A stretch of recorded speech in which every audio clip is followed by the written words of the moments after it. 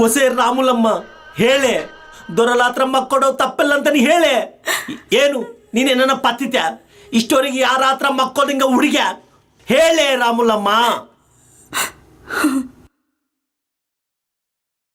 ಏ ಗುಡಿಸೆಟ್ಟಿ ರಾಮಸ್ವಾಮಿ, ನಾನು ಯಾಕೆ ಅವನ ಹತ್ರ ಮಲಗಿಲ್ಲ ಅಂದರೆ ಅವನು ಹೇಳಲ್ಲ, ನನ್ನ ಬಾಯಿಂದ ಹೇಳಲ್ಲ. ನಾನು ಬಾಯಿ ಬಿಟ್ರೆ ನಿಮ್ಮ ದೊರೆಗಳೆಲ್ಲ ತಲೆ ಕಾಲು ಕೆಳಗಡೆ ಇಟ್ಕೋಬೇಕು, ಕಾಲು ಕೆಳಗಡೆ ಇಟ್ಕೋಬೇಕು.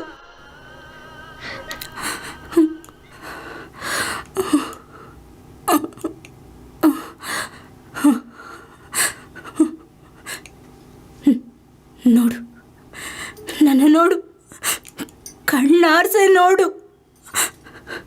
ನೆನಪಿಗೆ ಬರ್ತಿಲ್ಲ? ಹಾಂ, ನಾನು ಯಾರೋ ನೆನಪು ಬರ್ತಿಲ್ಲ.